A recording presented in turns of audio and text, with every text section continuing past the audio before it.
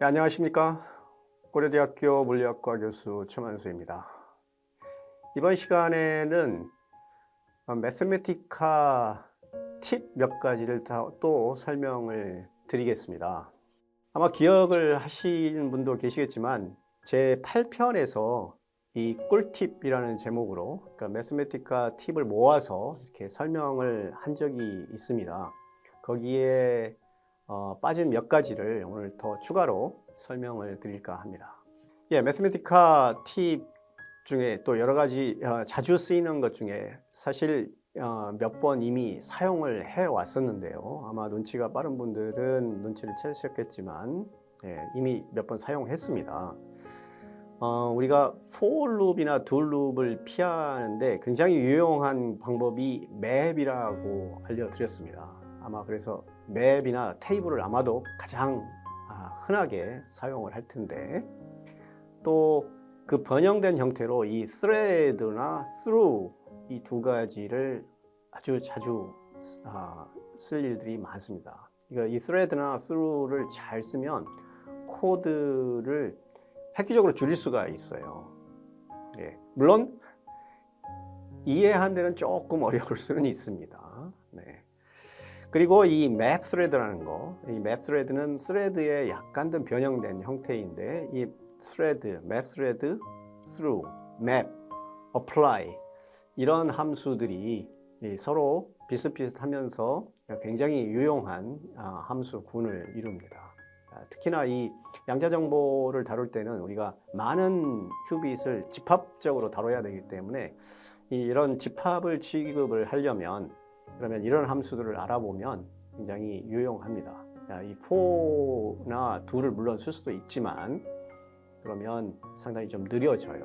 특히나 지금 명심히 해야 될 것이 이 퀀텀 컴퓨터를 클래시컬 컴퓨터로 우리가 시뮬레이션을 하고 있습니다. 그러니까 이 효율을 굉장히 염두에 신경 써야 됩니다.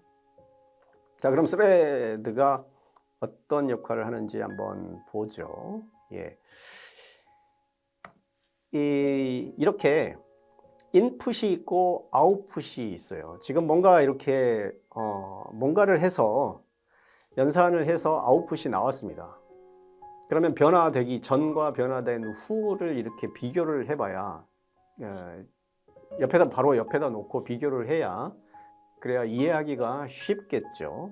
그래서 사실은 제가 자주 썼던 것이 이렇게 인풋과 아웃풋을 바로 옆에다 놓고 하기 위해서 이렇게 화살표를 많이 썼었어요. 인풋에서 아웃풋으로 바뀐다. 근데 문제는 뭐냐면 이렇게 그냥 바로 하면 인풋도 집합이고 아웃풋도 집합이기 때문에 그냥 집합을 화살표하고 집합으로 이렇게 가르쳐줘요. 그러니까 도움이 안 되죠. 뭐 이렇게 했으면 그냥 위에서처럼 이렇게 놓고 보는 거하고 다를 게 하나도 없잖아요. 그러니까 각 집합의 원소, 해당되는 원소끼리 이렇게 바로 묶어서 보여줘야 되는데 그냥 집합 이렇게 보여주니까 안 되죠. 그러니까 여기서 좋은 것은 이 화살표가 안으로 들어갔으면 좋겠어요. 그러니까 들어가게 만드니까 이렇게 뚫고 들어가야 되니까, 그래서 thread인 거죠. 그러니까 뚫고 들어가게 만들면 됩니다. 그러니까 thread를 해주면 돼요. 그러면 자, 이렇게 thread를 해주면 그러면 이렇게 뚫고 들어갔습니다. 아까는 집합이었는데 그 집합 안으로 들어가 버렸죠. 그 다음에 이제 들어갔으면 요거를 좀 예쁘게 보여주면 좋을 테니까 여기 그냥 테이블 폼을 하나 써준 겁니다. 그러니까 테이블 형태로 보여준 거죠. 그러면 이렇게 예쁘게, 그러니까 표 형식으로 보여줍니다. 그러면 이제 인풋 00은 이렇게 00 플러스 11의 조합으로, 01은 01 플러스 10의 조합으로, 10은 00 11의 마이너스 조합으로 이렇게 된다는 것을 알 수가 있어요. 뭔가 규칙이 이제 잘 보이기 시작을 하죠. 사실은 이게 지금 인탱글먼트를, 서로 다른 인탱글먼트를 만들어내는 회로를 쓴 건데, 이것만 봐도 이게 모조리 다 인풋이 인탱글먼트를 만들어내는구나 하는 것을 쉽게 알 수가 있듯이, 이렇게 스레드를 쓰면 이렇게 잘 쓸 수가 있습니다. 그래서 실제로 스레드는 이렇게 함수 안에 집합이 있으면 그 집합이 지금 집합 전체가 이 f라는 함수의 인풋으로 들어가 있죠. 그런데 각각의 요 함수가 각각의 이 집합 안으로 들어갔으면 좋겠어요. 그러니까 thread를 쓰면 이렇게 안으로 들어갑니다. 지금 두 번째에서는 지금 f라는 함수가 인풋이 두 개가 필요해요. 두 개가 이렇게 하나 있고 이렇게가 하나 있습니다. 둘 다 근데 집합이에요. 근데 사실은 내가 하고 싶은 거는 이 집합 두 개를 인풋으로 받아들이고 싶은 게 아니라 집합에서 하나씩 꺼내서 이렇게 하고 싶어요. 예, 그럴 때 그럼 집합 안으로 들어갔으면 좋겠죠. 그럴 때 쓸 게 또 thread입니다. 그러면은 1에 해당되는 게 A니까 1하고 A를 꺼내 가지고 각각 인풋으로 쓰고, 그 다음에 두 번째 E와 그에 해당하는 B를 두 개를 꺼내서 이렇게 하고, 예, 하면은 그러면 원하는 바를 얻을 수가 있습니다. 물론 개수가 맞지 않으면 에러가 나겠죠. 예, 이렇게 에러가 날 수밖에 없습니다. 그렇죠? 들어갈 수가 없으니까 해당되는 원소가 있어야 들어갈 수가 있죠. 예.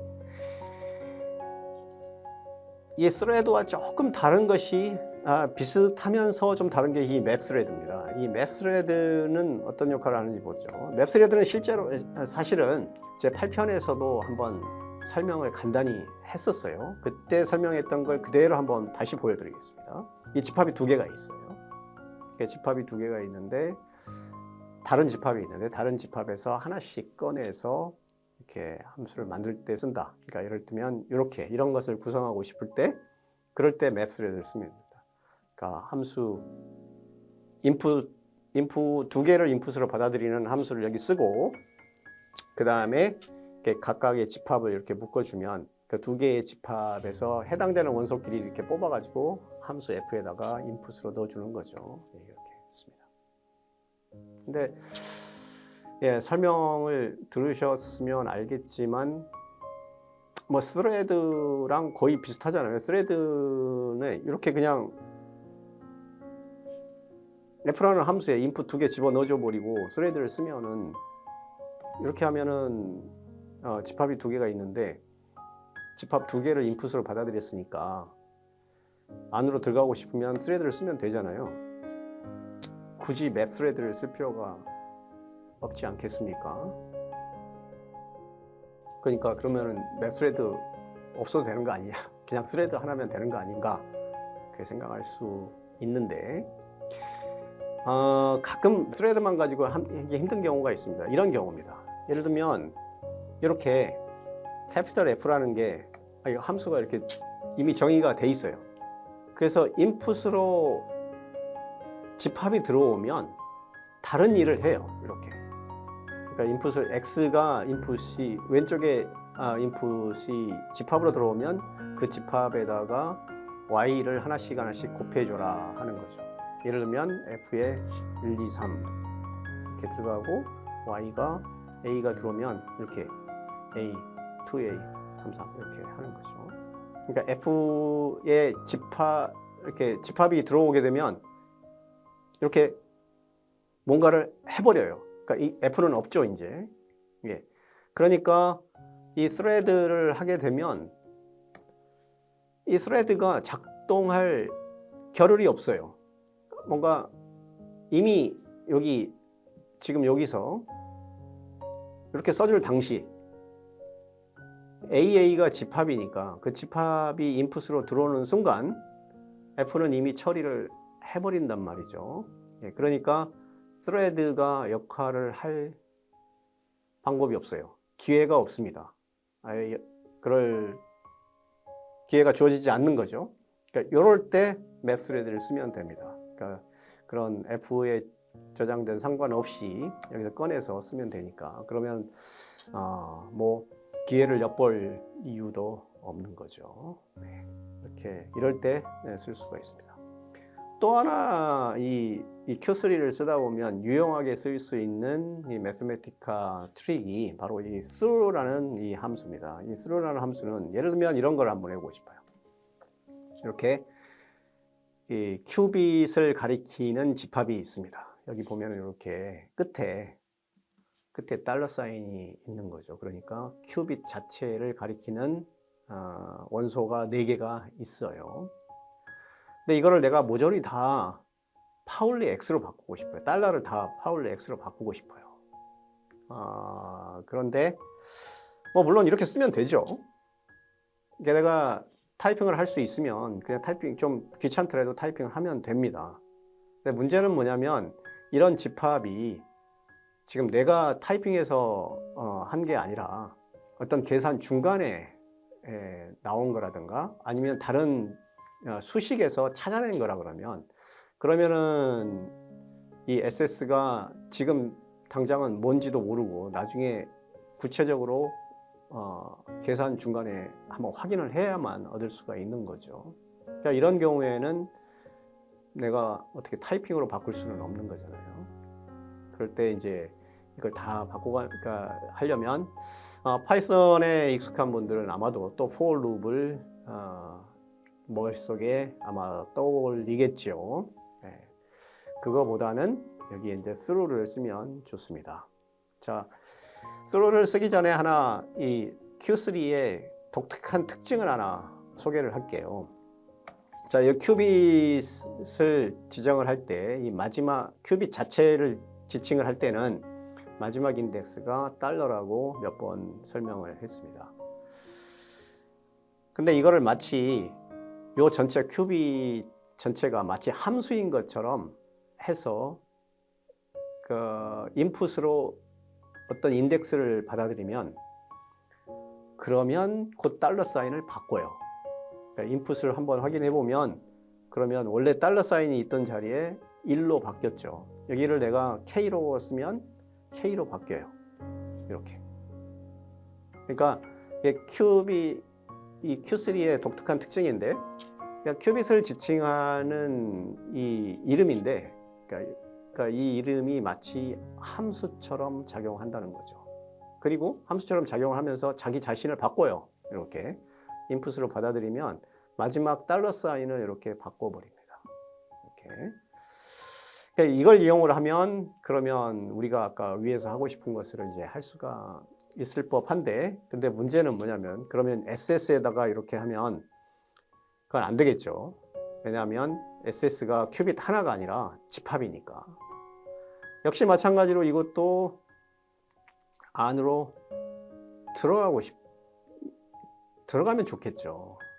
그래서 S1의 인풋으로 S2의 인풋으로 각각에 들어갔으면 좋겠는데 지금은 마치 전체 집합의 인풋을 받아들이려고 하니까 집합은 그걸 모르는 거죠. 어떻게 이런 인풋이 들어오면 전혀 대책이 안 서 있으니까 이럴 때 도움을 주는 것이 이 through입니다. through는 인풋을 집합 안으로 집어넣어 주는 거죠. 그러면 아까 위에서 했던 것들을 다 S1의 인풋으로 1이 들어가니까 이제 달러 사인을 1로 바꿔버렸어요. 그래서 파울리 X가 됐습니다. 이걸 만약에 K라고 했으면 3이라고 했으면 3이 되겠다. 이렇게 바꿀 수가 있습니다. 그래서 다시 한번 보면 이 through는 이 집합으로 그 집합에 인풋을 준 것처럼 한 다음에 그 다음에 through를 해주면 그 집합 안으로 인풋이 다 들어갑니다. 그래서 AX, BX 지금 A가 정의가 되어 있는 모양이네요. 다 정의를 지우고 다시 한번 보겠습니다. 위에 계산을 하는 중에 아마 A가 정의가 된 모양인데 그러면 이렇게 AX, BX, CX, DX 이렇게 안으로 들어가죠. 인풋이. 이런 외에도 아마 우리 양자정보 계산을 하다 보면 워낙에 우리가 많은 수의 큐빗을 다뤄야 되기 때문에 그렇습니다. 그리고 큐빗 개수가 정해진 것도 아니고 이랬다 저랬다 하기 때문에 정해놓고 하려고 그러면 불편하죠. 그러니까 정해놓지 않고 하기 때문에 계산 중간에 막 큐빗 개수가 막 바뀌어요. 이런 것 때문에 그러니까 큐빗의 집합을 다뤄야 할 일이 많은데 그럴 때 이 thread, through, map thread, 혹은 map, 테이블 이런 것들을 적절히 사용하면 훨씬 빠르게 원하는 바를 얻을 수가 있습니다. 오늘 이번에 간단하게 몇 가지 아주 간단한 팁입니다만 매스매티카 몇 가지 팁을 더 소개를 해드렸습니다. 그러니까 스레드, 맵 스레드, 스루에 집중을 해서 설명을 해드렸는데 8편에서 이미 그러니까 설명을 해드렸죠. 뭐 테이블이나 어플라이, 맵 스레드 그 다음에 프리픽스 폼, 포스트 픽스 폼 뭐 이런 것들을 설명한 바가 있습니다. 그래서 8편과 같이 보시면 그러면 매스매티카에 아직 익숙하지 않은 분이라면 조금 더 매스매티카를 좀 편하게 쓰실 수 있지 않을까 생각을 합니다. 예. 역시 매스매티카 여기 이 도움말 초보자들을 위한 책이 있으니까 링크가 있으니까 참고하시기 바랍니다. 예, 경청해 주셔서 감사합니다.